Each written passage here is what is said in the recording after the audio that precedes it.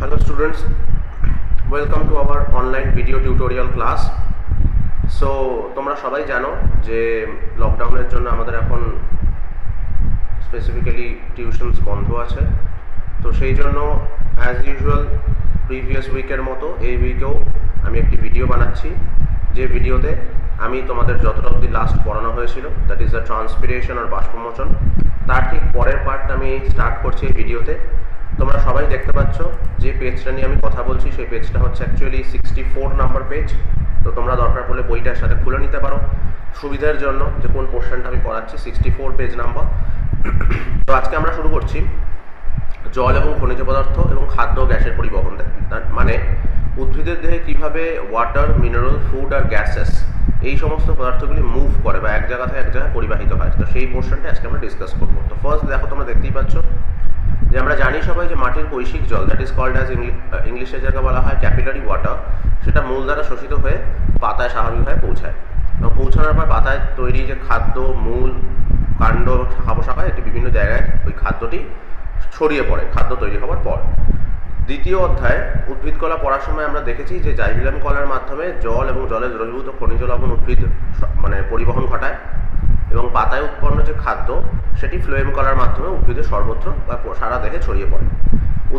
উদ্ভিদ দেহে জল, খনিজ পদার্থ, খাদ্য ইত্যাদি পরিবহনে সজীব বা মৃত কোষ অংশগ্রহণ করে। কারণ এরপরে যখনই আমরা এই পরিবহনের ব্যাপারে জাইলেম, ফ্লোয়েম এগুলোর ব্যাপারে আরও অনেকটা ডিটেলসে পড়ব, তখনই আমরা দেখতে পাবো যে উদ্ভিদ অ্যাজ ওয়েল অ্যাজ প্রাণী, মানে উদ্ভিদ কোষের মধ্যে কিছু লিভিং সেল বা সজীব কোষ অ্যাজ ওয়েল অ্যাজ কিছু নন লিভিং সেল বা মৃত কোষ, দুরকম কোষই অংশগ্রহণ করছে। এবার প্রশ্ন হচ্ছে এখানে যেটা, সেটা হচ্ছে উদ্ভিদে কীভাবে এই নানা ধরনের বস্তুগুলি পরিবহন করে, মানে জলের কথাই ধরো বা খাদ্যের কথাই ধরো, তারা কীভাবে পরিবহিত হচ্ছে উদ্ভিদ দেহে, সেটাই আমরা এই স্পেসিফিক ভিডিওতে ডিসকাশন করব। তো চলে যাচ্ছি নেক্সট পেজে, পেজ নাম্বার 65।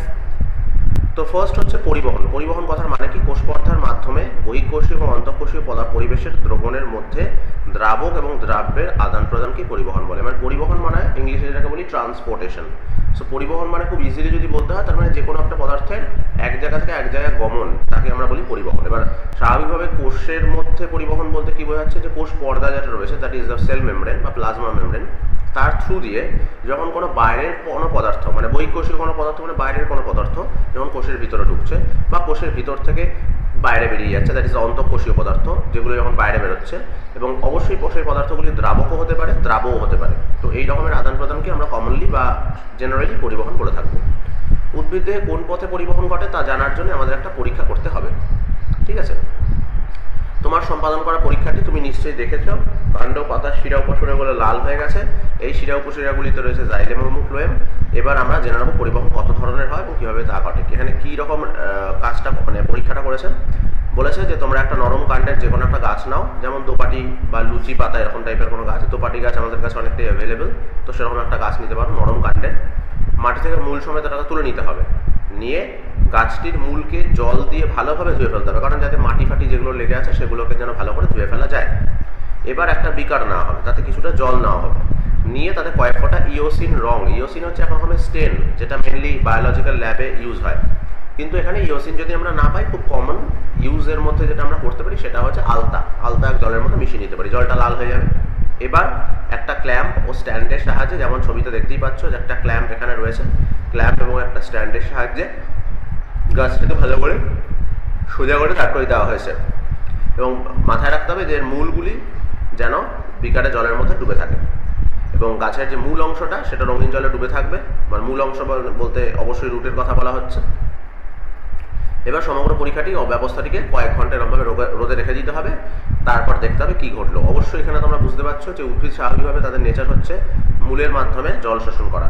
তো উদ্ভিদ যখন মূলের মাধ্যমে জল শোষণ করছে, অটোমেটিক্যালি এই জলের মধ্যে দিয়ে রং মিশ্রিত জল, রং উঠে যাচ্ছে উদ্ভিদের দেহে, এবং উদ্ভিদের যে সবুজ কাণ্ড, পাতা, এগুলো আস্তে আস্তে দেখা যাবে তোমার একটা লালচে হয়ে গেছে, এবং তার স্পেসিফিক্যালি শিরা উপশিরাগুলো একটা লাল বর্ণ ধারণ করেছে। এবং এর থেকে এটাই পরিষ্কার হয় বা এটাই ক্লিয়ার হয় যে হ্যাঁ, উদ্ভিদ মাটি থেকে মূলের সাহায্যে জল শোষণ করে, এবং জলের মধ্যে থাকা যে সমস্ত মিনারেলস বা আয়ন্স সেগুলো সবই শোষিত হয়, এবং শোষিত হয়েছে মানেই হচ্ছে এখানে পরিবহন ঘটেছে। এটা একদম আমাদের কাছে ক্লিয়ার হয়ে গেল, মানে বহিঃকোষীয় পদার্থ অন্তঃকোষে ঢুকেছে বা কোষের ভিতরে ঢুকেছে, সেটা একদম ক্লিয়ার হচ্ছে। এবার আমাদের পরিবহন সম্পর্কে ডিসকাস করতে গেলে প্রথমে আমাদের জানতে হবে যে কত রকমের পরিবহন হয়। Actually there are two types of transportation, মানে দু রকমের পরিবহন হয়। একটা হচ্ছে সক্রিয় পরিবহন, একটা হচ্ছে নিষ্ক্রিয় পরিবহন। ঠিক আছে, সক্রিয় পরিবহন মানে এমন এক রকম পরিবহন যেখানে এনার্জি বা এটিপি বা শক্তি লাগে, আর নিষ্ক্রিয় পরিবহন হচ্ছে এমন এক রকমের পরিবহন যেখানে শক্তি বা এনার্জি অতটা লাগে না। যেমন এখানে যেমন বলা হয়েছে প্রথমে নিষ্ক্রিয় পরিবহনের কথা, যে যার মধ্যে রয়েছে ব্যাপন এবং অভিশ্রবণ দুটোই। এবার এখানে একটা জিনিস মাথায় রাখতে হবে যে নিষ্ক্রিয় পরিবহন কাকে বলছে।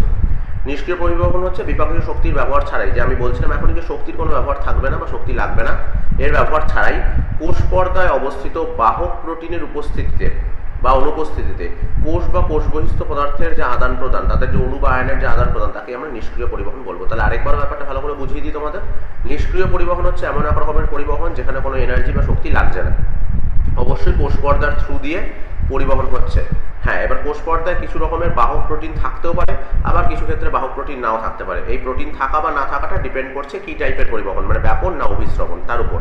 ঠিক আছে, তো অবশ্যই সেটা উপস্থিত বা অনুপস্থিত হোক, সেটা দেখে কিছু অ্যাকচুয়ালি পরিবর্তিত হয় না, উপস্থিত থাকতেও পারে, না উপস্থিত থাকতে পারে, কিন্তু মেন টার্গেট হচ্ছে কোনো এনার্জি লাগবে না এবং কোষ বহিস্থ পদার্থ কোষের ভিতর ঢুকবে এবং কোষ অন্তস্থ পদার্থ কোষের বাইরে বেরোবে। তো এই আদান প্রদান যেটা হচ্ছে সেটাকে আমরা কমনলি বা জেনারেলি নিষ্ক্রিয় পরিবহন বলে থাকছি। এবং অবশ্যই এটা আমরা বুঝতে পারছি যে নিষ্ক্রিয় পরিবহন যে পদ্ধতিটি, সেটি ব্যাপন এবং অভিশ্রবণ এই দুটি পদ্ধতিতেই ঘটে থাকে, কারণ ব্যাপন আর অভিশ্রবণ এই দুটি কিন্তু নিষ্ক্রিয় পরিবহনের মধ্যে পড়ছে।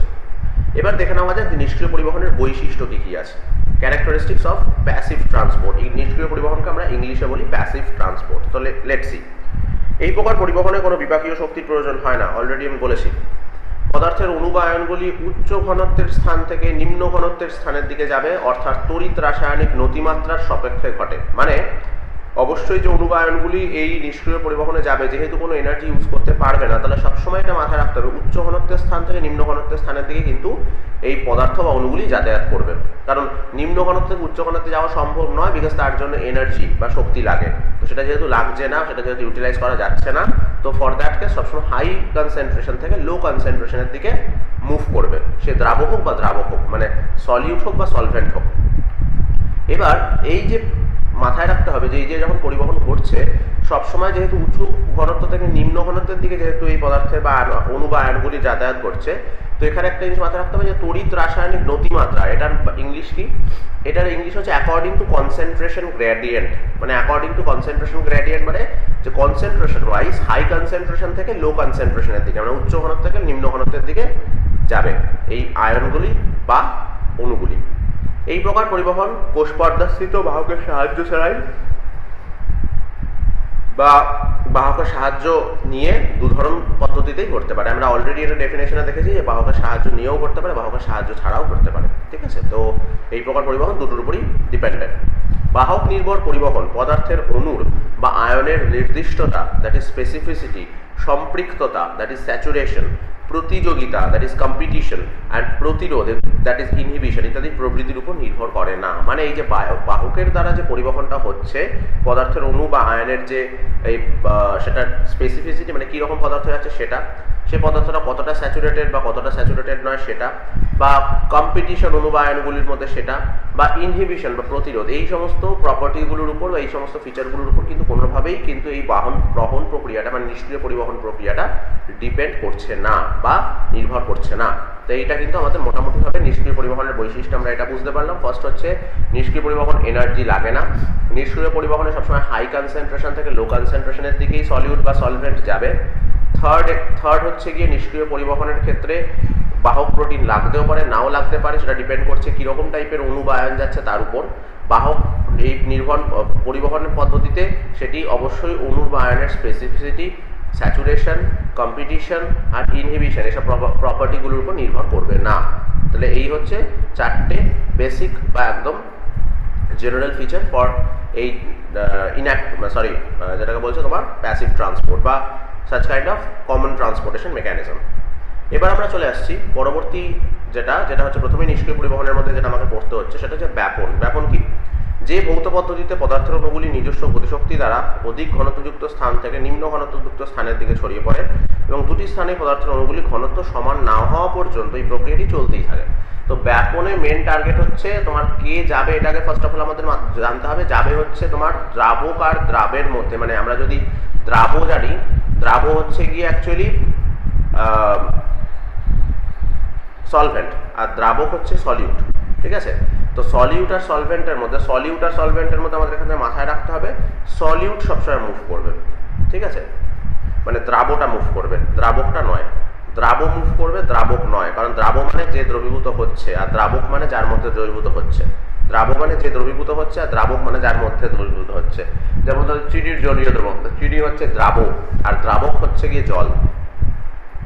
ঠিক আছে, এবার কথা হচ্ছে এই সলিউট বা সলভেন্টের মধ্যে সবসময় মাথায় রাখতে হবে যে সলিউটটা সবসময় মুভ করে হাই কনসেন্ট্রেশন থেকে লো কনসেন্ট্রেশনের দিকে, এবং যতক্ষণ না দু সাইডে, মানে যে সাইড থেকে যে সাইডে ব্যাপন পদ্ধতি চলছে, দুদিকে যতক্ষণ না ঘনত্ব সমান হচ্ছে ততক্ষণ পর্যন্ত এই প্রক্রিয়াটি চলতে থাকবে। যখনই দেখা যাবে দুদিকের কনসেন্ট্রেশন সেম হয়ে যাচ্ছে, মানে দুদিকেই তোমার সলিউট কনসেন্ট্রেশন সেম, তখনই কেবলমাত্র এই ব্যাপন পদ্ধতিটি বন্ধ হবে, তাছাড়া নয়। ব্যাপনের বৈশিষ্ট্য খুব ইজি, তাপমাত্রা, অণু গতিশক্তি এগুলো বৃদ্ধি করছে। অবশ্যই তুমি যদি ব্যাপন চলাকালীন বেশি তাপমাত্রা দাও, অবশ্যই তুমি দেখবে অণু গতিশক্তি বাড়ছে, এবং দেখবে তুমি বেশি ঘনত্বযুক্ত দ্রবণ থেকে কম ঘনত্বযুক্ত দ্রবণের দিকে খুব তাড়াতাড়ি অণুগুলি দৌড়চ্ছে। পদার্থের অণুর আয়তন বেশি হলে ব্যাপনের হার কমে যায়, এবং অণুর আয়তন যদি কম হয় তাহলে ব্যাপনের হার বাড়ে। এটাও একটা নেক্সট খুব ইজি জিনিস। পদার্থের যে অণু যেটা পরিবাহিত হচ্ছে একটা সলিউশন থেকে আরেকটা সলিউশনে, তো সেক্ষেত্রে পদার্থের অণুর আয়তন যদি অনেক বেশি হয়, অবশ্যই সেটা ব্যাপনের হার কম হবে। আর যদি অণুর আয়তন কম হয় তাহলে অবশ্যই ব্যাপনের হার বেশি হবে। এটা হচ্ছে কমন সেন্স, কারণ কনসেন্ট্রেশন বেশি মানে ব্যাপন কম, কনসেন্ট্রেশন কম মানে ব্যাপন বেশি। ব্যাপনের মাধ্যমে যার মধ্যে দিয়ে অণুগুলি ছড়িয়ে পড়ছে, ঘনত্ব বৃদ্ধি পেলে ব্যাপনের হার কমে যায়। অবশ্যই ঘনত্ব যদি বৃদ্ধি পেয়ে যায় তাহলে ব্যাপনের হার কমবে, যেটা অলরেডি আগের পয়েন্টও এখনই বললাম। ক্ষুদ্র আয়তনের অণু বা আয়ন বৃহৎ আয়তনের অণু বা আয়ন অপেক্ষা দ্রুত বাহিত হবে। অবশ্যই, কারণ ক্ষুদ্র আয়তনের অণুর ক্ষেত্রে খুব সহজেই এক জায়গা থেকে এক জায়গায় মুভ করে যাবে এদিক ওদিক করে, কিন্তু বৃহৎ আয়তনের অণু সে যেহেতু সাইজ বড়, তো সেই জন্য তার কিন্তু মুভমেন্ট করতে খানিকটা প্রবলেম হবে, কারণ তার যেহেতু সাইজটা বড়। সেই জন্য অবশ্যই ক্ষুদ্র অণু বৃহৎ অণুর থেকে বা বৃহৎ আয়তনের অণুর থেকে অবশ্যই দ্রুত ব্যাপিত হয়ে যাবে। দুটি অঞ্চলেই পদার্থের ঘনত্বের যত বাড়বে ব্যাপন ততই দ্রুততর হবে। তাই এখানে আরেকটা জিনিসের মাথায় রাখতে হবে, দুটো ঘনত্বেই পদার্থের পদার্থের যে ঘনত্বের মানে ডিফারেন্স বা ঘনত্বের যা পার্থক্য রয়েছে, সেটা যতই বাড়বে ব্যাপন পদ্ধতি ততই দ্রুততর হবে। এটা কিন্তু আরেকটা ইম্পর্টেন্ট জিনিস, মানে দুটো ঘনত্বের ক্ষেত্রে আবার এই জিনিসটা বুঝিয়ে বলছি তোমাদের। দুটো ঘনত্ব মনে করো তাদের মধ্যে ব্যাপন পদ্ধতি চলছে, এবার এই দুটো ঘনত্বের মধ্যে যতটা ডিফারেন্স থাকবে তত তাড়াতাড়ি তত ভালোভাবে ব্যাপন পদ্ধতি হবে। ঠিক আছে, ঘনত্ব বা ইয়েটা কম থাকলে অতটা ব্যাপন হবে না। ব্যাপনযোগ্য পদার্থের নেক্সট যেটা রয়েছে সেটা হচ্ছে ব্যাপনের হার পদার্থের আণবিক গুরুত্বের বর্গমূলের সঙ্গে ব্যস্তানুপাতিক, অর্থাৎ আণবিক গুরুত্বের বর্গমূলের মান যত কম হবে ব্যাপনের হার তত বেশি হবে। এখানে আরেকটা খুব ইম্পর্টেন্ট জিনিসের কথা বলেছে, এটা হচ্ছে ব্যাপনের হার, মানে রেট অফ ডিফিউশন। ব্যাপনকে ইংলিশে বলা হয় ডিফিউশন। সেই রেট অফ ডিফিউশনটা কিসের উপর নির্ভর করবে? পদার্থের আণবিক গুরুত্ব, মানে মলিকুলার ওয়েট, পদার্থের কতটা মলিকুলার ওয়েট আছে তার উপর নির্ভর করবে। কিন্তু এখানে একটা জিনিস মাথায় রাখতে হবে, এই যে পদার্থের যে আণবিক গুরুত্বের কথা বলছে তার যে বর্গমূল, ঠিক আছে, তার মানে তার রুট ওভার করলে যে ভ্যালুটা আসবে তার সঙ্গে ঠিক এই রেট অফ ডিফিউশনটা ব্যস্তানুপাতিক হবে। মানে বর্গমূলের মান যত বেশি হবে ব্যাপনের হার তত কম হবে, বা বর্গমূলের মান যত কম হবে তত ব্যাপনের হার বেশি হবে। এইটা কিন্তু একটা বেসিক জিনিস যেটা আমাদের মাথায় রাখতে হবে। ব্যাপনযোগ্য পদার্থের অণুর দ্রাব্যতা যত বেশি হবে ওই পদার্থের অণুর ব্যাপনের হার তত বেশি হবে। মানে কোনো একটা পদার্থ মনে করো ব্যাপিত হচ্ছে একটা জায়গা থেকে আরেকটা জায়গা, হাই কনসেন্ট্রেশন থেকে লো কনসেন্ট্রেশন। এবার বলছে ব্যাপনযোগ্য যে পদার্থটা বা অণুটা যেটা রয়েছে সেটা যত বেশি দ্রাব্য হবে, যত বেশি দ্রাব্য হবে মানে সেটা যত বেশি দ্রবীভূত হতে পারবে কোনো কিছুতে, সেই পদার্থের কিন্তু অণুর ব্যাপনের হারও কিন্তু সেক্ষেত্রে তত বেশি হবে। ব্যাপন পদ্ধতিতে শ্বাসবায়ু, খাদ্য প্রভৃতি দেহকোষে প্রবেশ করবে। ব্যাপন পদ্ধতিতে শ্বাসবায়ু অ্যাজ ওয়েল অ্যাজ খাদ্য, বিভিন্ন রকমের অন্যান্য পদার্থ, অণু, আয়ন, সেগুলো কিন্তু দেহকোষে প্রবেশ করতে পারে। এবার আসছি আমরা সেটা হচ্ছে কি ব্যাপনের গুরুত্ব। ব্যাপনের গুরুত্ব কি? আচ্ছা, ব্যাপনের গুরুত্ব যাওয়ার আগে তোমাদের এই ছবিটা ভালোভাবে একটু দেখিয়ে দিই। তোমরা দেখতেই পাচ্ছ যে ধরে নেওয়া যাক এটা একটা বিকার মতো বা একটা কোনো বদ্ধ অংশ, যার মধ্যে এইখানে অণুগুলি প্রথমে রয়েছে, তার মানে এখানে অণুগুলির কনসেন্ট্রেশন হাই। এবং তুমি আস্তে আস্তে দেখবে যে তীর চিহ্ন দিয়ে বোঝানো হচ্ছে, মানে এই যে অণুগুলি এখানে যেগুলো রয়েছে সেই অণুগুলি আস্তে আস্তে কিন্তু চারিদিকে ছড়িয়ে পড়ছে।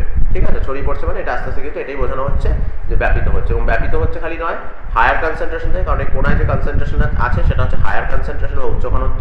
এখান থেকে আস্তে আস্তে এই কণাগুলি ছড়িয়ে পড়ছে, মানে নিম্ন ঘনত্বের স্থানের দিকে ছড়িয়ে পড়ছে। তো এটাই মেনলি দেখানো হয়েছে যে ব্যাপন পদ্ধতিতে যেটি হয়, উচ্চ ঘনত্ব থেকে নিম্ন ঘনত্বের স্থানের দিকে সলিউট মলিকিউলসগুলো বা দ্রাবক মলিকিউলগুলো জেনারেলি ছড়িয়ে পড়ে। এবার আসছি ব্যাপনের গুরুত্ব। ব্যাপনের গুরুত্ব কি? ব্যাপন পদ্ধতিতে অবশ্যই মাটির কৈশিক জল মূল দ্বারা শোষিত হয়, কারণ ব্যাপন ছাড়া অবশ্যই কৈশিক জল শোষিত হতো না। বাষ্পমোচনের সময় পত্ররন্ধ্র থেকে যে জল বাষ্পাকারে নির্গত হয় সেটাও ব্যাপন পদ্ধতিতেই হয়ে থাকে। তার মানে ট্রান্সপিরেশন যেটা হয় জলে সেটাও কিন্তু ব্যাপন পদ্ধতিতে হচ্ছে, কারণ এটা খুব সহজ বিষয়, ভেবে দেখলে তুমি বুঝতে পারবে। পাতার মধ্যে জলের কনসেন্ট্রেশন বেশি, সেখান থেকে অ্যাটমসফিয়ারে জল বেরোচ্ছে, কারণ অ্যাটমসফিয়ারে জলের কনসেন্ট্রেশন কম, তো অবশ্যই এটা একটা ব্যাপন পদ্ধতিতেই ঘটছে। কলাকোষেও ইভেন ব্যাপন পদ্ধতিতে O2 CO2 আদান প্রদান ঘটে, মানে আমাদের কলাকোষেও যে আমাদের রক্তের মাধ্যমে যে O2 CO2 বাহিত হয়, সেটা বাহিত হয়েও যখন কোনো কলা বা কোষের কাছে পৌঁছায়, সেখানে গিয়ে O2 আর CO2 যে জাস্ট আদান প্রদান এক্সচেঞ্জ ঘটবে, সেটাও কিন্তু ব্যাপন পদ্ধতিতেই ঘটে। কারণ রক্তে যখন O2 বেশি থাকে, রক্ত থেকে সেটা টিস্যুতে যায়, আর টিস্যুতে যেহেতু কার্বন ডাইঅক্সাইড বেশি থাকে, সেজন্য টিস্যু থেকে সে কার্বন ডাইঅক্সাইড রক্তে আসে। তো এইটাই অ্যাকচুয়ালি বলা হয়েছে এখানে। এবার যাচ্ছি অভিস্রবণ। অভিস্রবণ কি? অভিস্রবণ হচ্ছে যে ভৌত প্রক্রিয়ায় অর্ধবেদ্য পর্দা দ্বারা পৃথকীকৃত দুটি সমপ্রকৃতির কিন্তু ভিন্ন ঘনত্বের দ্রবণের মধ্যে কম ঘনত্বের দ্রবণের থেকে দ্রাবক অণু, মানে যেটাকে বলা হচ্ছে স্পেসিফিক্যালি সলিউট বা ইভেন সলভেন্টও তুমি বলতে পারো, দ্রাবক অণু যেহেতু বলেছে তো সলভেন্ট, অর্ধবেদ্য পর্দার মধ্য দিয়ে বেশি ঘনত্বের দ্রবণের মধ্যে প্রবেশ করে এবং দুটি দ্রবণকে সমঘনত্বের পরিণত করে, তাকে অভিস্রবণ বলে। আমি এটা ভালো করে বুঝিয়ে বলি। অভিস্রবণ মানে হচ্ছে কি, মনে করো দুটো সলিউশন নিয়েছো, দুটো দ্রবণ নিয়েছো, এবার দুটো দ্রবণকে একটা পর্দা দ্বারা আলাদা করা আছে, যেটাকে বলছি অর্ধবেদ্য পর্দা, যেটাকে আমরা বলে থাকি হচ্ছে ইংলিশে সিলেক্টিভলি পারমিয়েবল মেমব্রেন। মানে কি? এর মানে হচ্ছে এই যে পর্দাটার মধ্যে দিয়ে কিছু জিনিস যেতে পারবে, কিছু জিনিস যেতে পারবে না। তো এখানে একটা জিনিস আমাদের মাথায় রাখতে হবে যে যখন এই অভিস্রবণ ঘটে, সবসময় যে কোনো দ্রাবক অণু মানে সলভেন্ট মুভ করে কোথা থেকে কোথায়? নিম্ন ঘনত্ব মানে লোয়ার কনসেন্ট্রেশন থেকে উচ্চ ঘনত্ব মানে হায়ার কনসেন্ট্রেশনের দিকে। এবং কীভাবে মুভ করবে? ওই অর্ধবেদ্য পর্দা বা সিলেক্টিভলি পারমিয়েবল মেমব্রেনের থ্রু দিয়ে মুভ করবে, ঠিক আছে? এবং যতক্ষণ না দুটোর দিকে দ্রাবকের ঘনত্ব সমান হচ্ছে, সমঘনত্ব হচ্ছে, ততক্ষণ পর্যন্ত এই ঘটনাটি চলবে। এবং অবশ্যই মাথায় রাখতে হবে এক্ষেত্রে কনসেন্ট্রেশনের এগেনস্টে এই পরিবহনটা ঘটছে, কারণ লো থেকে হাই, ব্যাপনে ছিল হাই থেকে লো, এখানে লো থেকে হাই কনসেন্ট্রেশনের দিকে যাচ্ছে এবং তার জন্য অর্ধবেদ্য পর্দার দরকার পড়ছে। এবং অবশ্যই দুটোর ক্ষেত্রে ঘনত্ব ভিন্নতা হবেই, না হলে তো অভিস্রবণের কোনো দরকারই ছিল না। দেখি আমরা কমনলি বা ওভারঅল কে আমরা জেনারেলি অভিস্রবণ বলে জানছি। এবার আমরা দেখে নিই অভিস্রবণে কী কী বৈশিষ্ট্য থাকতে পারে। ব্যাপনের মতো অভিস্রবণের ক্ষেত্রেও কিছু বৈশিষ্ট্য থাকবে, যেমন প্রথমেই বলা উচিত এদের অর্ধবেদ্য পর্দার প্রয়োজন, দুটির মধ্যে ঘনত্বের পার্থক্য যথেষ্ট হওয়া প্রয়োজন আছে দুটি দ্রবণের মধ্যে, আর সবসময় নিম্ন ঘনত্বের দ্রবণ থেকে উচ্চ ঘনত্বের দ্রবণের দিকে চালিত হবে। ফোর্থ, এদের ক্ষেত্রে কেবলমাত্র দ্রাবক অণু চালিত হয়, দ্রাব চালিত হয় না। এইগুলি বেসিক ফিচার্স। তো দেখে নেওয়া যাক। অভিস্রবণ সর্বদা দুটি সমপ্রকৃতির অসম ঘনত্বের দ্রবণের মধ্যে ঘটে, অবশ্যই সেটা ব্যাপনেও তাই। দুটি ঘনত্ব সেম হতে, মানে দুটো পদার্থ সেম হতে হবে, ঘনত্ব দুটো খালি জাস্ট আলাদা। অভিস্রবণের জন্য সমপ্রকৃতির অসম ঘনত্বের দুটি দ্রবণকে অর্ধবেদ্য পর্দা দ্বারা পৃথক রাখাটা খুবই প্রয়োজনীয়। অভিস্রবণের সময় অর্ধবেদ্য পর্দার মধ্যে দিয়ে দ্রবণের দ্রাবক অণু মানে সলভেন্ট চলাচল করবে, দ্রাব অণু করবে না। দুটি দ্রবণের ঘনত্বের পার্থক্য যত বেশি থাকবে অভিস্রবণ তত দ্রুত ঘটবে, ব্যাপনেও তাই। যেহেতু অভিস্রবণের সময় দ্রাবক অণু চলাচল করে, সেজন্য কম ঘনত্বের দ্রবণে মুক্ত দ্রাবক অণু বেশি থাকায় কম ঘনত্বের দ্রবণ থেকে দ্রাবক অণু বেশি ঘনত্বের দ্রবণের দিকে প্রবেশ করে। এটা খুব সিম্পল ব্যাপার, তোমরা বুঝতেই পারছো যে অভিস্রবণের ক্ষেত্রে আমি বলেছিলাম যে lower concentration of the solution থেকে হায়ার কনসেন্ট্রেশন অফ সলিউশনের দিকে কে মুভ করে? সলভেন্ট মুভ করে। এটা খুব ইজি, যে লোয়ার কনসেন্ট্রেশন অফ সলিউশন মানে তুমি বুঝতেই পারছো যে সলিউশনের সলিউট কনসেন্ট্রেশন মানে সলিউট কম থাকবে, দ্রাব কম থাকবে। তো অবশ্যই দ্রাব যদি কোনো একটা সলিউশনে কম থাকে, তার মানে তার মধ্যে ফ্রি দ্রাবক বা ফ্রি সলভেন্ট কিন্তু প্রচুর, এবং অটোমেটিক্যালি সেই ফ্রি সলভেন্টের কিন্তু lower concentration of the solution থেকে হায়ার কনসেন্ট্রেশন অফ সলিউশন মানে নিম্ন ঘনত্বের দ্রবণ থেকে উচ্চ ঘনত্বের দ্রবণের দিকে যাওয়াটাও কিন্তু খুব ইজি ব্যাপার, ঠিক আছে? তো এখানে আমরা এটা একটা বলতেই পারি, সেই জন্য ওই অভিস্রবণ কিন্তু এক ধরনের ব্যাপন পদ্ধতি। কেন ব্যাপন পদ্ধতি? বিকজ তুমি একটা জিনিস ভেবে দেখো, লো কনসেন্ট্রেশন থেকে হাই কনসেন্ট্রেশনের দিকে দ্রাবক অণু যাচ্ছে মানে সলভেন্ট যাচ্ছে, কিন্তু আমি আবার এটাও বলছি কম ঘনত্বের দ্রবণের ক্ষেত্রে কিন্তু দ্রাবক অণু অনেকটাই ফ্রি বা অনেকটাই মুক্ত বেশি ঘনত্বের দ্রবণের থেকে। তার মানে অ্যাকচুয়ালি তুমি যদি দ্রাবকের বিচারে যাও, তার মানে দ্রাবক কিন্তু অ্যাকচুয়ালি হাই কনসেন্ট্রেশন থেকে লো কনসেন্ট্রেশনের দিকে যাচ্ছে, কারণ দ্রাবক অণু ফ্রি অনেক বেশি কম ঘনত্বের দ্রবণে, আর কম ফ্রি বেশি ঘনত্বের দ্রবণে। তার মানে দ্রাবক কিন্তু হাই কনসেন্ট্রেশন থেকে লো কনসেন্ট্রেশনের দিকে যাচ্ছে দ্রাবকের ভিত্তিতে, কিন্তু দ্রবণের ভিত্তিতে সেটা লো কনসেন্ট্রেশন টু হাই কনসেন্ট্রেশন। তো সেই জন্যই অভিস্রবণকে কিন্তু আমরা আরেকভাবে ব্যাপন পদ্ধতিও বলতে পারি। ব্যাপারটা বোঝাতে পারলাম? আমার মনে হয় ব্যাপারটা তোমরা বুঝতে পেরেছো যে যখন অভিস্রবণ করছি অবশ্যই আমরা লিখছি লো কনসেন্ট্রেশন অফ সলিউশন থেকে। আবার বলছি লো কনসেন্ট্রেশন অফ সলিউশন মানে দ্রবণের নিম্ন ঘনত্ব থেকে উচ্চ ঘনত্বের দিকে দ্রাবক চলাচল করবে। এটা কিন্তু দ্রবণের ঘনত্বের উপর নির্ভর করে এই কথাটা বলছি, নিম্ন থেকে উচ্চ। কিন্তু যদি দ্রাবকের ঘনত্বের উপর নির্ভর করে এই কথাটা বলতাম তাহলে কিন্তু আমরা বলতাম উচ্চ থেকে নিম্ন। কেন? কারণ দ্রাবক অবশ্যই উচ্চ ঘনত্বের থাকবে কম ঘনত্বের দ্রবণে। কারণ যত কম ঘনত্বের দ্রবণ হবে তার মানে ওখানে সলিউট অনেক কম, দ্রাবক অনেক কম, তো অটোমেটিক্যালি কনসেন্ট্রেশন অফ ওয়াটার বা কনসেন্ট্রেশন অফ দ্রাবক বা সলভেন্ট সেটা অনেক বেশি। তো সেই জন্য এটাকে আমরা ব্যাপন পদ্ধতি হিসেবে বলতে পারবো। আবার উল্টো ক্ষেত্রে তুমি যদি ভাবো বেশি ঘনত্বের দ্রবণে অবশ্যই মানে সলভেন্টের যে ঘনত্ব বা জলের যেটা ঘনত্ব সেটা অনেক কম, তাহলে আলটিমেটলি দ্রাবকের ভিত্তিতে বেশি থেকে কম ঘনত্বের দিকে স্বাভাবিকভাবে চলাচল করছে। ঠিক আছে, এবার আসছি অভিস্রবণের গুরুত্ব। অভিস্রবণের গুরুত্ব কি? অভিস্রবণের মাধ্যমে কোষে কোষে স্বাভাবিকভাবে জল পরিবাহিত হয়, মানে একটা কোষ থেকে একটা কোষ উদ্ভিদ কোষে জল পরিবাহিত হচ্ছে সেটা কিন্তু অভিস্রবণ পদ্ধতিতে করে থাকে।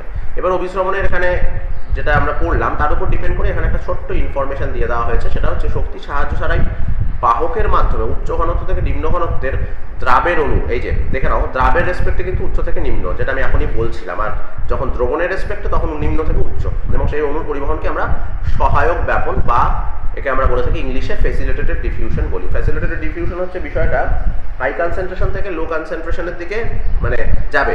কে যাবে? অবশ্যই সলিউট যাবে, সলভেন্ট যাবে না।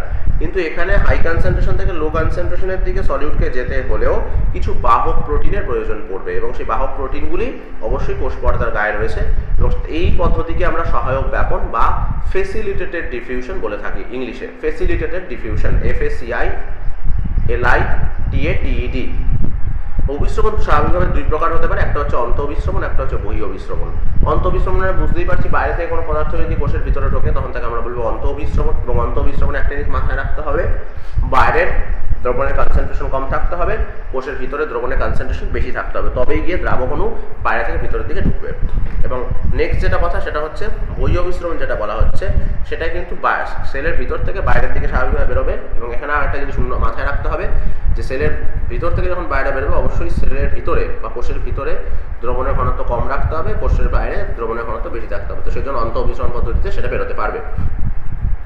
মাথায় রাখতে হবে এই অন্তঃবিস্রবণ প্রক্রিয়া যখন জল বা অন্তঃবিস্রবণ পদ্ধতি যে কোনো পদার্থ যখন কোষের ভিতর ঘটে তা কোষের রসস্ফীতি ঘটে, কারণ অবশ্যই কোষটি পুরোপুরি রস দ্বারা পরিপূর্ণ হয়ে যায়। বহি অভিস্রবণ প্রক্রিয়ায় জল কোষ থেকে বেরিয়ে গেলে কোষটি রসশিথিল বা কুঞ্চিত হয়ে প্লাজমোলাইসিস ঘটে। তাহলে আলটিমেটলি যখন ধরো অন্তঃবিস্রবণ ঘটছে তাহলে কোষের মধ্যে পদার্থগুলি ঢুকছে, তো কোষের মধ্যে যখন পদার্থগুলি ঢুকছে অটোমেটিক্যালি এখানে একটা জিনিস আমাদের মাথায় রাখতে হবে, কোষের মধ্যে পদার্থগুলি ঢোকার ফলে হচ্ছে কি কোষের রসস্থিতি ঘটছে, মানে কোষটা ফুলে যাচ্ছে, যেটাকে আমরা ইংলিশে বলে থাকি ডিপ্লাজমোলাইসিস। আবারও রিপিট করছি, কোষের মধ্যে যদি অন্তঃবিস্রবণ ঘটে মানে কোষের মধ্যে যদি বাইরে থেকে জল ঢোকে তার মানে সেক্ষেত্রে কোষটি ফুলে যাচ্ছে, এবং একে আমরা বলছি অন্তঃবিস্রবণ। আর উল্টো ঠিক ভাবো, কোষ থেকে জল বাইরে বেরিয়ে যাচ্ছে, তা অটোমেটিক্যালি কি হচ্ছে কোষটা শ্রিঙ্ক করে যাচ্ছে, শিথিল হয়ে যাচ্ছে, কুঞ্চিত হয়ে যাচ্ছে, তখন আমরা তাকে বলছি প্লাজমোলাইসিস। তো এই যে দুখানা জিনিস প্লাজমোলাইসিস আর ডিপ্লাজমোলাইসিস কিন্তু আমাদের ভালো করে মাথায় রাখতে হবে। চলে আসি নেক্সট হচ্ছে সক্রিয় পরিবহন। সক্রিয় পরিবহন বস্তুটি কি? একে আমরা ইংলিশে বলি অ্যাক্টিভ ট্রান্সপোর্ট। অ্যাক্টিভ ট্রান্সপোর্ট হচ্ছে এক্ষেত্রে বিপাকীয় শক্তির অবশ্যই দরকার আছে এবং বাহক প্রোটিনেরও দরকার আছে, এবং তার মাধ্যমেই পদার্থের অণু বা আয়নের পরিবহন ঘটে। একে আমরা সক্রিয় পরিবহন বলে থাকি। সক্রিয় পরিবহনের বৈশিষ্ট্য কি? সক্রিয় পরিবহনের বৈশিষ্ট্য হচ্ছে যে এটি পরিবহনের সময় যে বিপাকীয় শক্তির প্রয়োজন হয় পরিবহন পদার্থের গাঢ়ত্বের নতিমাত্রার বিপক্ষেও পদার্থের গাঢ়ত্বের নতিমাত্রার সপক্ষে ঘটে, দুটো ক্ষেত্রেই ঘটে থাকে, মানে according to concentration gradient against the concentration gradient, দু ক্ষেত্রেই সক্রিয় পরিবহন করতে পারে। পরিবহনে একান্তভাবে বাহকের প্রয়োজন আছে, কারণ ট্রান্সপোর্ট প্রোটিন ছাড়া অবশ্যই এই পরিবহন হবে না, এবং তার জন্য এটিপি বা এনার্জিরও প্রয়োজন আছে, অলরেডি আমি বলেছি। পরিবহন পদার্থের অণুর বা আয়নের নির্দিষ্টতা, সম্পৃক্ততা, প্রতিযোগিতা, প্রতিরোধ এগুলোর উপর নির্ভর করবে। যেটা আমরা নিষ্ক্রিয় পরিবহনে দেখেছিলাম যে পরিবহন যখন করবে স্পেসিফিক্যালি ব্যাপনের ক্ষেত্রে যে অণু বা আয়নের এই নির্দিষ্টতা বা স্পেসিফিসিটি, সম্পৃক্ততা বা স্যাচুরেশন, প্রতিযোগিতা মানে কম্পিটিশন অ্যান্ড প্রতিরোধ বা ইনহিবিশন এই ফিচারগুলোর উপর নির্ভর করে না, কিন্তু এখানে সক্রিয় পরিবহনে কিন্তু এই জিনিসগুলোর উপর অবশ্যই নির্ভর করবে, এটা আমাদের কিন্তু মাথায় রাখতে হবে। এবার আমরা উদাহরণে যাচ্ছি।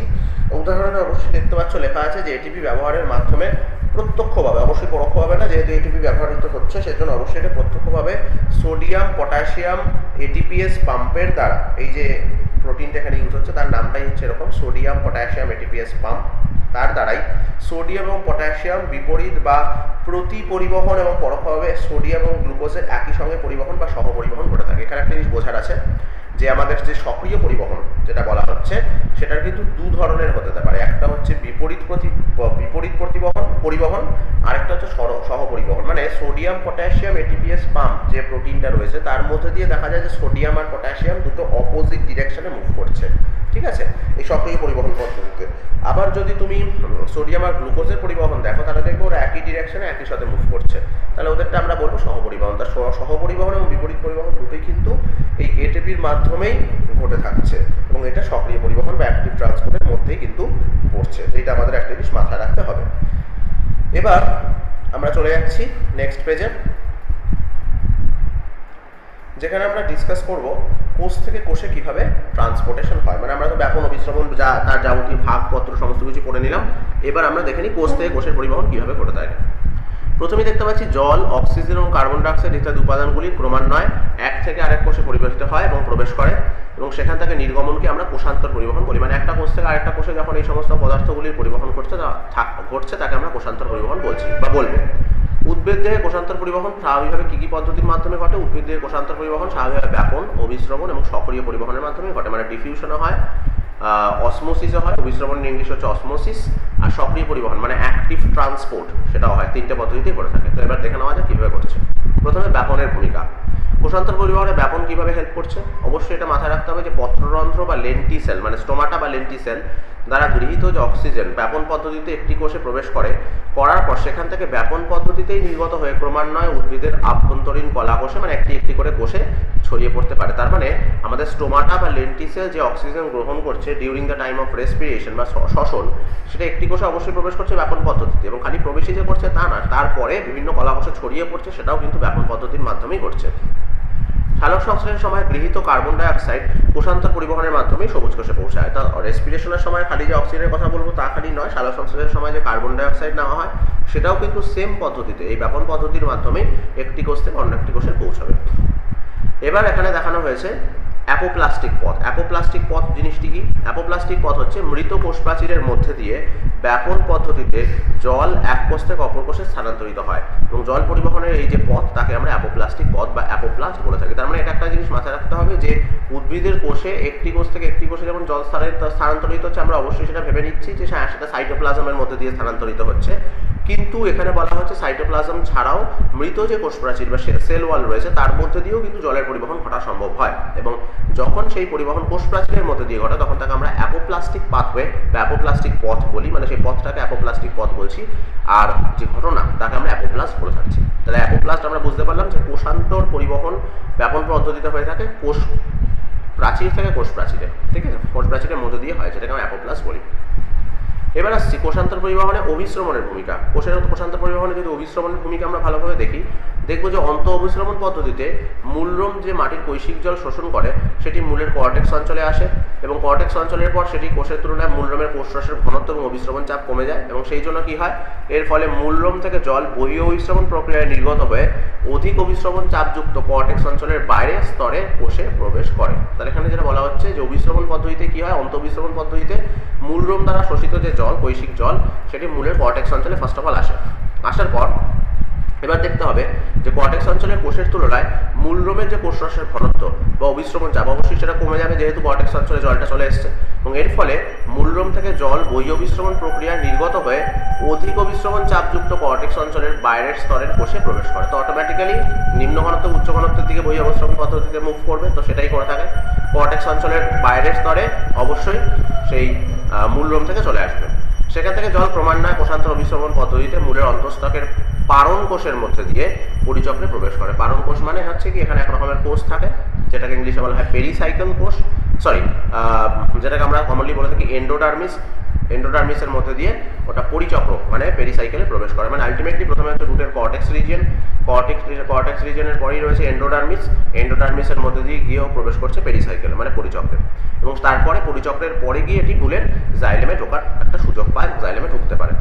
এই পদ্ধতিতে কাণ্ড বা পাতার যে জাইলেম থেকে জল বা কাণ্ড বা পাতার কোষে কোষে পরিবাহিত হয়। তার মানে আলটিমেটলি উদ্ভিদের মূলরোম দ্বারা যে শোষিত জল সেটাকে জাইলেমে ফার্স্ট অফ অল পৌঁছতে হয় এবং পৌঁছানোর জন্য এই পাথওয়েটা ফলো করতে হয়। প্রথমে অন্তঃবিস্রবণ পদ্ধতিতে জল শোষিত হয় মূলরোম দ্বারা, শোষিত হয়ে কোথায় আসে? মূলরোম থেকে অবশ্যই আসে হচ্ছে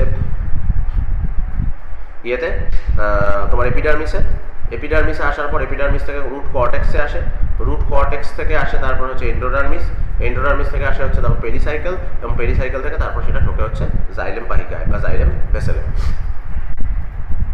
অভিস্রবণ পদ্ধতিতে আরেকটিও পথ আছে যেটা কমনলি আমরা জানি যে প্রোটোপ্লাজম থেকে প্রোটোপ্লাজমে, মানে একটি উদ্ভিদ কোষের প্রোটোপ্লাজম থেকে অন্য উদ্ভিদ কোষে, পাশাপাশি উদ্ভিদ কোষে প্রোটোপ্লাজমে জলের স্থানান্তর, এবং সেটা স্বাভাবিকভাবে প্লাজমোডেসমাটা বলে একটা কানেকশনের থ্রু দিয়ে ঘটে থাকে, এবং এই জন্য একে আমরা সিমপ্লাস্টিক পাথওয়ে বা সিমপ্লাস্ট বলে থাকি। তো মাথায় রাখতে হবে প্লাজমোডেসমাটার থ্রু দিয়ে একটা প্রোটোপ্লাজম থেকে নেক্সট প্রোটোপ্লাজমেও কিন্তু জলের পরিবহন ঘটে, এবং এই জন্য একে আমরা সিমপ্লাস্টিক পথ বা সিমপ্লাস্ট বলে থাকি। ঘটনাটাকে সিমপ্লাস্ট বলি আর পথটাকে সিমপ্লাস্টিক পাথওয়ে বলি।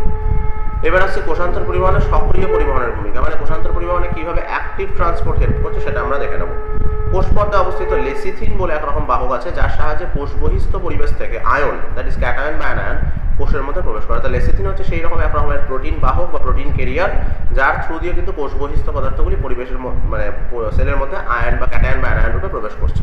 এই সময় এটিপি ভেঙে যায় শক্তি নির্গত হয় যার মাধ্যমে আয়ন পরিবহনে সাহায্য করে। সবুজ কোষে উৎপন্ন খাদ্য ফ্লোয়েমের মধ্যে জমা হওয়ার সময় এটিপি ভেঙে যে শক্তি উৎপন্ন হয় তাই স্বাভাবিকভাবে ব্যবহৃত হয়। তাই এটিপিটা আসা করতে থেকে যে এটিপিটা যে ভেঙে শক্তি নির্গত হচ্ছে সেটা আসছে হচ্ছে যে উদ্ভিদ কোষে যখন খাদ্য তৈরি হচ্ছে ফ্লোয়েমের মধ্যে, খাদ্য জমা হওয়ার সময় যে এটিপিটা ভাঙে সেই এটিপিটা থেকে ভেঙেই এখান থেকে শক্তিটা স্বাভাবিকভাবে নির্গত হয় এবং সেটা এখানে কাজে লাগে। ঠিক আছে, তাহলে আশা করি তোমাদের কিভাবে ব্যাপন অভিস্রবণ আর সক্রিয় পরিবহন কোষান্তর পরিবহনে হেল্প করছে তোমরা সবাই বুঝতে পেরেছো। এবার আমরা আসছি রসের উৎস্রোত, যেটা হচ্ছে মূলজ চাপ বা বাষ্পমোচন টানের ভূমিকা। রসের উৎস্রোত বা অ্যাসেন্ট অফ স্যাপ সেটা কিভাবে ঘটছে এবং তার মধ্যে root pressure as well as transpiration pull, এই জিনিসগুলি কিভাবে কার্যকরী হচ্ছে রসের উৎস্রোতকে। ঠিক আছে, সেটাই আমরা এখানে এবার দেখে নেব।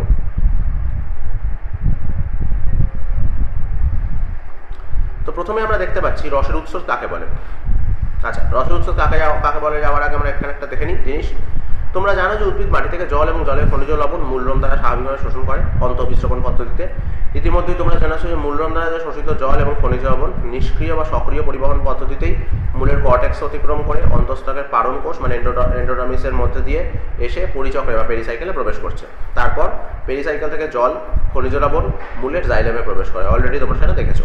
মূলরোম থেকে যে শোষিত কৈশিক জল মানে ক্যাপিলারি ওয়াটার এবং খনিজ লবণের যে মিশ্রণ, এই যে দ্রবণটা, এটাকে আমরা বলে থাকি রস বা স্যাপ, মানে এটাই হচ্ছে সেল স্যাপ বা এটাই হচ্ছে গিয়ে প্লান্ট স্যাপ, যে রসটা বা স্যাপটা বা জাইলেমের মধ্যে দিয়ে পরিবাহিত হয়ে পাতায় পাতায় পৌঁছবে। ঠিক আছে, কিন্তু এখানে একটা জিনিস মাথায় রাখতে হবে, এই রস বা স্যাপটি বা যেটা রয়েছে সেল স্যাপটা সেটা পরিবাহিত হওয়ার জন্য অনেক রকমের শক্তি বা অনেক রকমের পদার্থ বলতে গেলে অনেক রকমের ফ্যাক্টর বা ইয়ের প্রয়োজন হয়। তো সেইগুলি কি কি এবার সেটা আমরা দেখে নেবো একটা একটা করে। তার মধ্যে প্রথমে বলাই রয়েছে যে মূলজ চাপ একটা ফ্যাক্টর, বাষ্পমোচন চাপ আরেকটা, বাষ্পমোচন টান আরেকটি ফ্যাক্টর। তো এইভাবে এগুলি কিভাবে রসের উৎসতে হেল্প করছে বা অ্যাসেন্ট অফ স্যাপে হেল্প করছে তাই সেটা আমরা দেখবো। প্রথমে হচ্ছে রসের উৎস কাকে বলছে আবারও দিয়েছে যে মূলজ চাপ, সমসংযোগ বল, অসমসংযোগ বল, বাষ্পমোচন টানের সাহায্যে রস বা স্যাপ জাইলেম বাহিকার মাধ্যমে অভিকর্ষের বিপরীত দিকে পাতায় যদি পৌঁছায় তখন তাকে আমরা এই ঊর্ধ্বমুখী পরিবহনকে বলে থাকি রসের উৎস্রোত বা অ্যাসেন্ট অফ স্যাপ। এখানে চারটে জিনিসের কথা বলেছে রসের উৎস্রোতের জন্য রেসপন্সিবল। তার প্রথম মধ্যেই রয়েছে মূলজ চাপ, যেটাকে ইংলিশে বলা হয় রুট প্রেশার। সমসংযোগ বল মানে কোহেশন বা কোহেসিভ ফোর্স।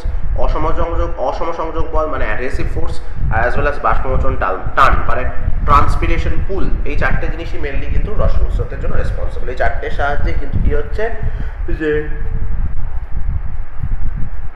কোষীয় রস বা সেল স্যাপ সেটা কিন্তু জাইলেম বাহিকার মাধ্যমে অভিকর্ষের বিপরীত দিকে প্রবাহিত হচ্ছে এবং সেটা প্রবাহিত কোথায় পৌঁছাচ্ছে? পাতায় পৌঁছাচ্ছে। এবং রসের এই যে ঊর্ধ্বমুখী পরিবহন একে আমরা কমনলি রসের উৎস্রোত বা অ্যাসেন্ট অফ স্যাপ বলে থাকি। এবার আমরা দেখে নিই যে রসের উৎস্রোতের জন্য সাহায্যকারী বলগুলি কি কি আছে।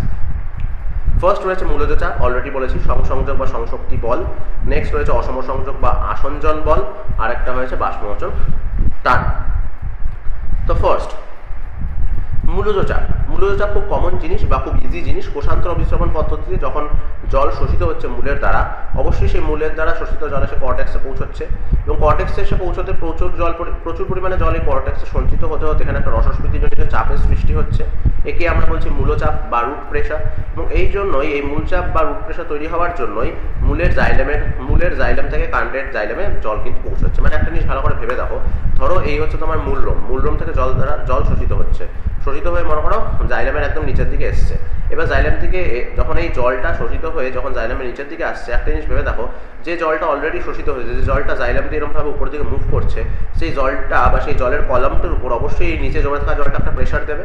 এবং এই যে প্রেশারটা দিচ্ছে, যার দ্বারা এই জলটা মানে আগে শোষিত হওয়া জলটা আস্তে আস্তে কলাম বেয়ে উপরের দিকে উঠছে, সেটাকে আমরা কমনলি বলে থাকছি হচ্ছে মূলজ চাপ বা রুট প্রেশার। তো এর মাধ্যমে কিন্তু রুট প্রেশারের মাধ্যমেই কিন্তু এই মূল দ্বারা শোষিত জল কন্টিনিউয়াসলি আগে শোষিত হওয়া জলটা, মানে আগের জাস্ট শোষিত হওয়া জলের যে কলামটা, সেটাকে কন্টিনিউয়াসলি অ্যান্টি গ্র্যাভিটেশনাল প্রেশার দিয়ে যাচ্ছে, যাতে গিয়ে ও জাইলেম বেয়ে উপর দিকে উঠতে পারে।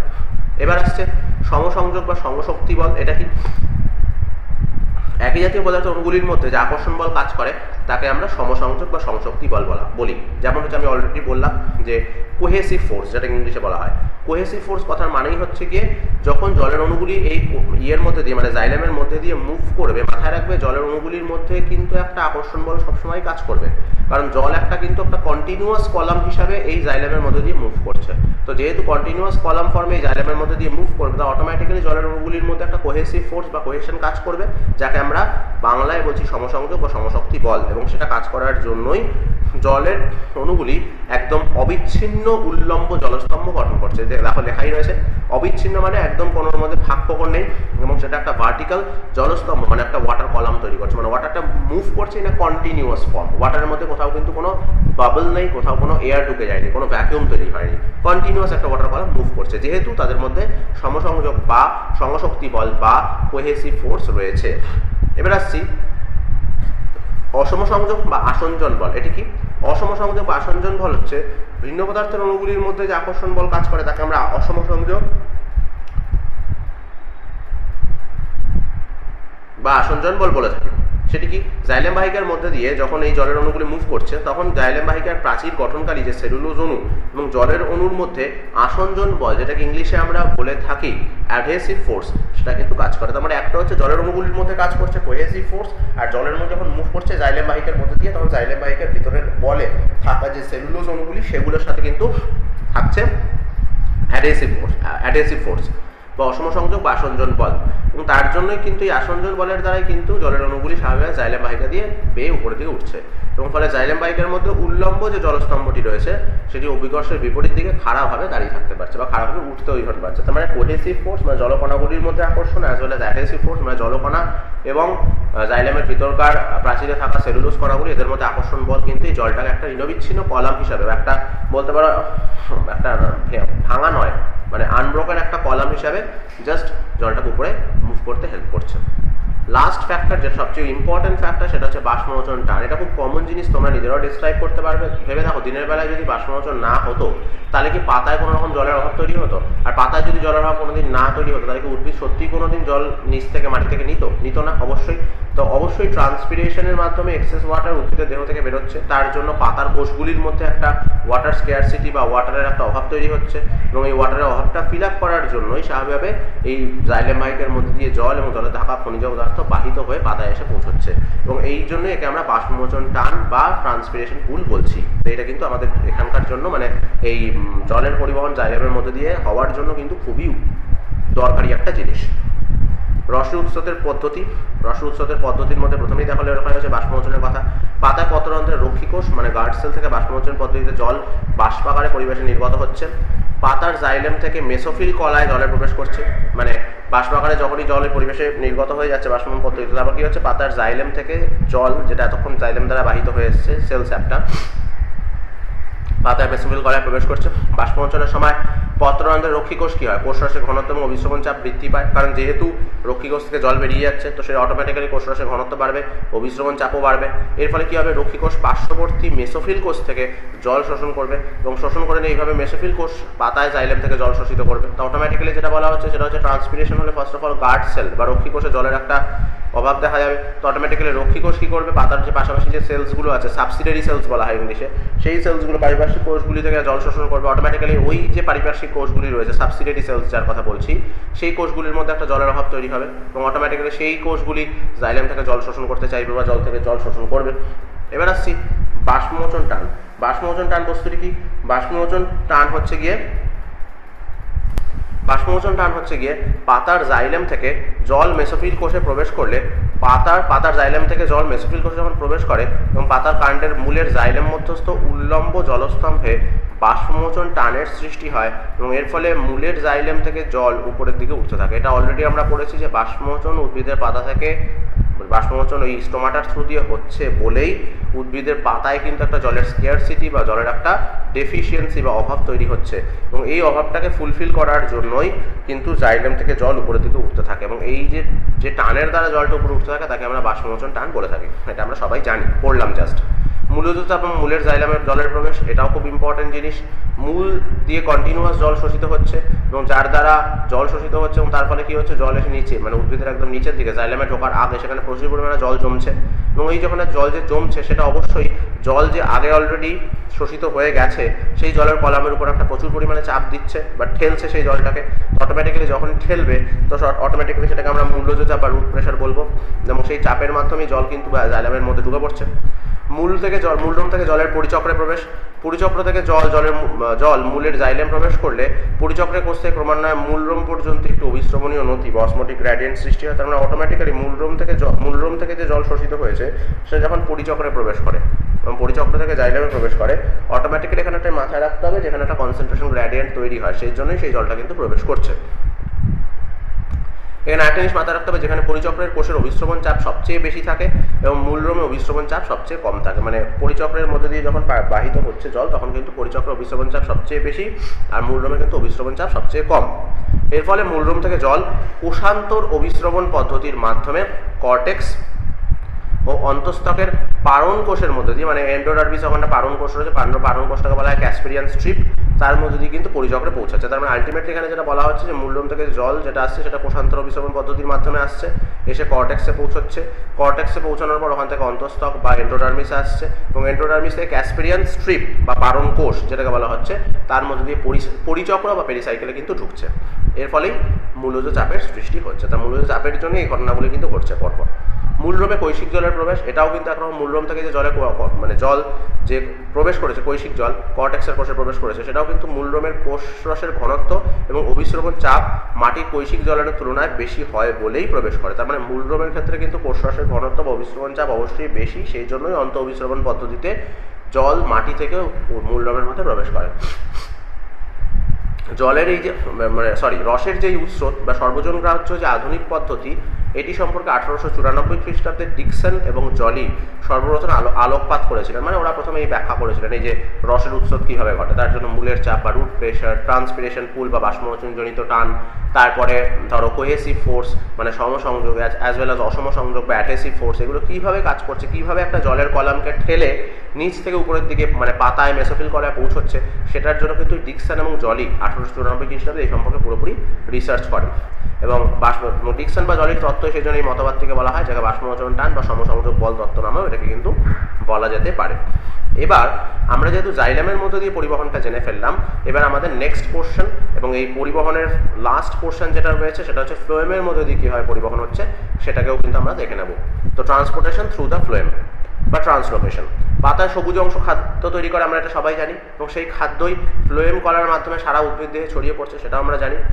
এবার আমাদের দেখতে হবে যে ফ্লোয়েম কলার মাধ্যমে কিভাবে খাদ্য সারা দেহে ছড়িয়ে পড়ছে। তার জন্য দুটো কিন্তু প্রসেস রয়েছে। একটা রয়েছে ফ্লোয়েম, স্পেসিফিক্যালি তিনটে প্রসেস: ফ্লোয়েম লোডিং, নেক্সট হচ্ছে সিমনলের মধ্যে দিয়ে খাদ্যের পরিবহন, আর ফ্লোয়েম আনলোডিং। দেখতেই পাচ্ছ তো তিনটে পোর্শন, যেটা হচ্ছে ফ্লোয়েম লোডিং, সেকেন্ড হচ্ছে গিয়ে সিভ টিউবের মধ্যে দিয়ে খাদ্যের পরিবহন বা ফুড ট্রান্সপোর্টেশন, আর থার্ড হচ্ছে ফ্লোয়েম আনলোডিং। তো দেখে নেওয়া যাক এরা কীভাবে কী করছে। ফ্লোয়েম লোডিং মানে মেসোফিল কোষ থেকে যে ফ্লোয়েম কলাতে যে খাদ্যের পরিবহন বা স্থানান্তরকরণ, যে শর্করা বা প্রধানত সুক্রোজ যেটাই তৈরি হোক না কেন, তাকে আমরা ফ্লোয়েম লোডিং বলি। মানে ফ্লোয়েম লোডিং মানে ফ্লোয়েমটা লোডেড হচ্ছে। কোত্থেকে হচ্ছে? অবশ্যই পাতা থেকে হচ্ছে, পাতার মেসোফিল কলা থেকে হচ্ছে, কারণ পাতার মেসোফিল কলায় খাদ্য তৈরি হয়েছে এবং খাদ্য সঞ্চিতও আছে। তো ওখান থেকে শর্করা বা প্রধানত সুক্রোজ যে জাতীয় খাবারই হোক না কেন সেটা পাতার মেসোফিল কলায় প্রবেশ করছে। এবার উৎসকোষ বা পাতার মেসোফিল কোষে উৎপন্ন খাদ্য পাতার শিরা মধ্যস্থ ফ্লোয়েম কলায় ফার্স্ট অফ অল স্থানান্তরিত হয়। মানে উদ্ভিদের পাতায় যে খাদ্য তৈরি হয়েছে সেটা হবে ফার্স্ট পাতার যে শিরা তার মধ্যে যে ফ্লোয়েম কলা রয়েছে তার মধ্যে স্থানান্তরিত হয়। পারমিয়েজ উৎসেচকের সাহায্যে পরিবহনের মাধ্যমে ক্রমান্বয়ে ফসফোরাইলেশন এবং ডিফসফোরাইলেশন পদ্ধতিতে শর্করা জাতীয় খাদ্য ক্লোরোপ্লাস্ট পর্দা এবং মেসোফিল কলার কোষ পর্দা অতিক্রম করে ফ্লোয়েমে স্থানান্তরিত হয়। তো এখানে একটা জিনিস কিন্তু ভালোভাবে খুব ক্লিয়ারলি বলে দেওয়া আছে, পারমিয়েজ এনজাইম এখানে কাজে লাগছে এবং তার সাথে সাথে ফসফোরাইলেশন এবং ডিফসফোরাইলেশন এই দুটো পদ্ধতিও রয়েছে, যার মাধ্যমে কি হচ্ছে শর্করা জাতীয় খাদ্য ক্লোরোপ্লাস্ট পর্দা আর মেসোফিল কলা অতিক্রম করে ফ্লোয়েমে স্থানান্তরিত হচ্ছে বা ফ্লোয়েমে ঢুকছে। এই স্থানান্তরণের সময় এটিপি ভেঙে নির্গত শক্তি ব্যবহৃত হচ্ছে এবং এই স্থানান্তরণের সময় কি হচ্ছে যে এটিপি ভাঙছে, এটিপি ভেঙে এই নির্গত যে শক্তি সেই শক্তির মাধ্যমে কিন্তু এই ফ্লোয়েমের থ্রু দিয়ে স্পেসিফিক্যালি পাতার ওই শিরা থেকে ফ্লোয়েমের মধ্যে খাদ্য ঢুকছে এবং তার জন্য অবশ্যই পারমিয়েজ উৎসেচকটি রয়েছে। ফ্লোয়েম লোডিং সিমপ্লাস্টিক এবং অ্যাপোপ্লাস্টিক দুটি পথের মাধ্যমেই ঘটে থাকে। মানে পাতার যে মেসোফিল কলা থাকে, পাতার শিরাগুলির মধ্যে থাকা যে ফ্লোয়েম কলা তার মধ্যে যে খাদ্যের স্থানান্তরিতকরণ বা স্থানান্তরকরণ সেটা অবশ্যই সিমপ্লাস্টিক এবং অ্যাপোপ্লাস্টিক মানে সাইটোপ্লাজমের মধ্যে দিয়ে অ্যাজ ওয়েল অ্যাজ সেল ওয়ালের মধ্যে দিয়ে দুটোর মধ্যে দিয়ে কিন্তু ঘটতে পারে, সেটা আমাদের মাথায় রাখতে হবে। এবার আসছে সিবনলের মাধ্যমে খাদ্যের পরিবহন। সিবনলের মাধ্যমে খাদ্যের পরিবহন কি হচ্ছে, তার মানে এবার আমরা বুঝতে পারছি পাতার শিরা উপশিরায় থাকা যে ফ্লোয়েম সেখানে অলরেডি খাদ্য চলে এসছে। এবার ফ্লোয়েমের মধ্যে সিবনলগুলি যেটি রয়েছে সেটি একটির উপর একটি সাজানো থাকে পরপর, মানে একটা পুরো কলাম তৈরি করেছে, একটা পাইপের মতো তৈরি করেছে, ঠিক আছে। সিব কোষগুলি, তো কোষগুলি পরপর সজ্জিত হয়ে সিবনল তৈরি করেছে এবং সিবনলের প্রস্থ প্রাচীরে চালনিক ছদা থাকায়, চালনিক ছদা হচ্ছে যেটাকে আমরা বলি ইংলিশে সিফ প্লেট। সিফ প্লেট এমন একটা প্লেট যার মধ্যে ছোট ছোট ছোট ছোট ফুটো আছে এবং এই ফুটোগুলির মধ্য দিয়ে কিন্তু খাদ্য পরিবাহিত হচ্ছে একটা সিফ কোষ থেকে আরেকটা সিফ কোষে, মানে বলতে পারো রাদার সিবনলের মধ্যে দিয়ে, এবং সেটা থাকার জন্যই সাইটোপ্লাজমীয় সূত্র দ্বারা পরস্পরের সাথে তারা যুক্ত থাকছে এবং এর ফলে সিবনল অবস্থিত সাইটোপ্লাজমের আবর্তন ও পি প্রোটিন বা ফ্লোয়েম প্রোটিনের সংকোচনের ফলে সিবনল মধ্যস্থ খাদ্য চালনিচ্ছদের মাধ্যমে উপরের দিকে ও নিচের দিকে পরিবাহিত হচ্ছে এবং খাদ্য গ্রহণকারী কলা বা সিঙ্ক হিসাবে কাণ্ড, মূল এবং অপরিণত পাতাতে পৌঁছচ্ছে। তাহলে এখানে একটা জিনিস ভালোভাবে বুঝে নাও, সেটা হচ্ছে যখন ফার্স্ট অফ অল পাতার মেসোফিল কলা থেকে খাদ্য ফ্লোয়েম কলায় ঢুকলো এবং যে ফ্লোয়েম কলাটা পাতার শিরা উপশিরার মধ্যে রয়েছে, তো সেটা অবশ্যই একটা সিমপ্লাস্টিক বা অ্যাপোপ্লাস্টিক পাথওয়েতে ঢুকেছে এবং তার জন্য অবশ্যই পারমিয়েজ বলে একটি উৎসেচক দায়ী রয়েছে এবং তার সাথে সাথে ফসফোরাইলেশন ডিফসফোরাইলেশন দুটো পদ্ধতিই ঘটেছে, কারণ এটিপি দরকার পড়েছে। হওয়ার পর যখনই উদ্ভিদের পাতা শিরা উপশিরায় থাকা ফ্লোয়েমে খাদ্য ঢুকেছে, তারপর ওখান থেকে আবার সেই খাদ্যটা আসছে সিবনলে মানে সিফ টিউবে। এবার কথা হচ্ছে সিফ টিউব কিন্তু পরপর সজ্জিত লম্বালম্বি হয়, অনেকগুলো সিফ কোষ পরপর সজ্জিত হয় এই সিফ টিউবটা তৈরি হয়েছে। এবার কথা হচ্ছে এই যে সিফ টিউব যে সিফ কোষগুলি দিয়ে তৈরি হয়েছে বা সিফ সেলগুলো দিয়ে তৈরি হয়েছে, সেই সিফ সেলগুলো কিন্তু একে অপরের থেকে ডিফারেন্সিয়েটেড রয়েছে একটা প্লেট লাইক স্ট্রাকচার দিয়ে। সেই প্লেট লাইক স্ট্রাকচারটাকে আমরা বলছি চালনিচ্ছদা বা সিফ প্লেট। আর এই সিফ প্লেটের মধ্যে মাথায় রাখতে হবে ছোটো ছোটো ছোটো ছোটো অ্যাপারচার বা ফুটো আছে। কেন আছে? যাতে ফুড কন্টিনিউয়াসলি একটা জায়গা থেকে মানে একটা স্পেসিফিক কোষ থেকে আরেকটা পরবর্তী কোষে স্থানান্তরিত হতে পারে। এখানে একটা জিনিস গল্প রয়েছে, সেটা হচ্ছে এই চালনিচ্ছদাতে ফুটো থাকার জন্যই সিবনল অবস্থিত সাইটোপ্লাজমের যে আবর্তন ঘটে তার সাথে, কারণ সাইটোপ্লাজমটা কিন্তু বাহিত হয় না, খালি খাদ্যটি বাহিত হয়। ওই যে ছোটো ছোটো ফুটো রয়েছে, ফুটো থাকার জন্য কিন্তু সাইটোপ্লাজম পোর্শনটা কিন্তু কোনো রকমভাবেই একটা কোষ থেকে অন্য কোষে যাচ্ছে না, খালি জাস্ট খাদ্যটা যাচ্ছে, সাইটোপ্লাজমটা আবর্তিত হয়ে আবার ওই কোষের মধ্যেই থেকে যাচ্ছে। তার সাথে সাথে পি প্রোটিন তো আছে as well as phloem protein. এগুলোর সংকোচনের ফলে সিবনল মধ্যস্থ খাদ্য চালনিচ্ছদার মধ্যে দিয়ে উপরের থেকে নিচের দিকে বা নিচ থেকে উপরের দিকে হোয়াটএভার সেটা কিন্তু চারিদিকে ছড়িয়ে পড়ছে খাদ্যটা, এবং এটা মাথায় রাখতে হবে এর মাধ্যমে কিন্তু গ্রহণকারী যে কলা সেটা সিঙ্ক হিসাবে কাণ্ড, মূল, অপরিণত পাতাতে কিন্তু পৌঁছচ্ছে। এবার লাস্ট পয়েন্ট যেটা দেখতেই পাচ্ছ, ফ্লোয়েম আনলোডিং। ফ্লোয়েম আনলোডিংয়ে বলা হচ্ছে ফ্লোয়েম থেকে খাদ্য গ্রহণকারী যে কলা খাদ্যের স্থানান্তরকরণকে ফ্লোয়েম আনলোডিং বলা হয়। মানে এবার ধরো ফ্লোয়েম দিয়ে খাদ্য ওর ডেস্টিনেশন মানে যেখানে যাওয়ার দরকার সেখানে পৌঁছে গেছে, পাতাগুলি কাছে পৌঁছে গেছে। ওখানে যাওয়ার পর ওই পাতার শিরা উপশিরা থেকে মানে ধরো পাতায় বা অন্যান্য কাণ্ড প্রত্যঙ্গ যেসব কাণ্ড, শাখা প্রশাখা, অঙ্গ প্রত্যঙ্গে যেসব জায়গাগুলোতে ছড়িয়ে পড়েছে, ওখানে যাওয়ার পর ফ্লোয়েম থেকে কিন্তু খাদ্যটি আবার বেরিয়ে ওই অঙ্গের মধ্যে ছড়িয়ে পড়ছে। মানে এটা ঠিক ফ্লোয়েম লোডিং যে পদ্ধতিটি তার ঠিক বিপরীত পদ্ধতি, ঠিক আছে। ওখানে আবার জাস্ট ছড়িয়ে পড়ছে এবং এর জন্য সিমপ্লাস্টিক, অ্যাপোপ্লাস্টিক দুটো পদ্ধতিরই প্রয়োজন হচ্ছে এবং এই যে ছড়িয়ে পড়ার যে পদ্ধতি একেই আমরা কমনলি বা স্বাভাবিকভাবে বা সাধারণ বলে থাকতে পারি ফ্লোয়েম আনলোডিং। তার মানে প্রথমে ফ্লোয়েমের মধ্যে খাদ্য ঢোকা পাতার মেসোফিল কলা থেকে, যার দ্বারা সিমপ্লাস্ট অ্যাপোপ্লাস্ট দুটো পাথওয়ে যার জন্য লাগছে।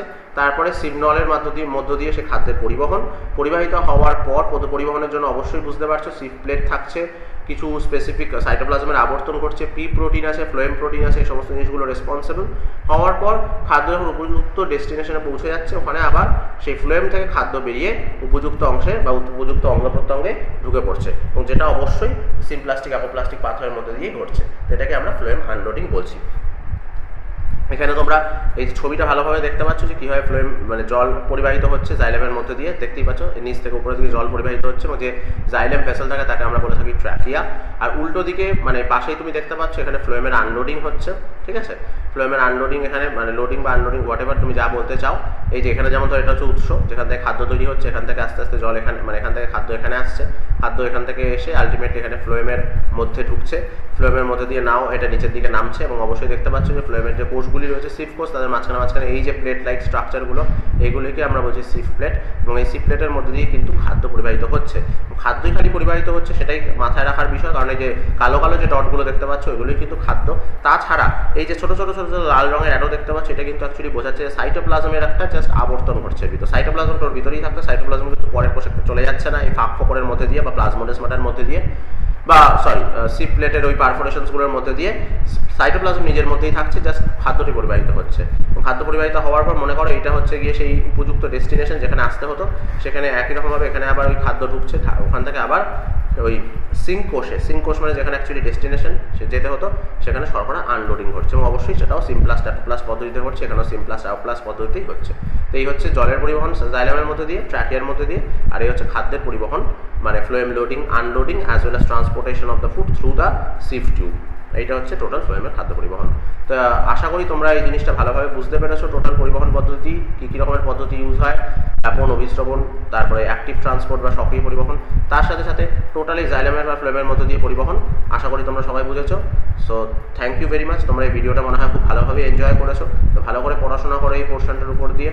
আমি প্রশ্নগুলি অবশ্যই এটার উপর এবং এর আগের পোর্শন যেটা আমরা কভার করেছি অলরেডি সেটার উপর আমি প্রশ্নগুলি দিয়ে দেবো, এবং নেক্সট ভিডিও আমি যেটা স্টার্ট করবো সেটা অবশ্যই এই শ্বসন থেকে স্টার্ট হবে। ঠিক আছে, থ্যাংক ইউ এভরিওয়ান।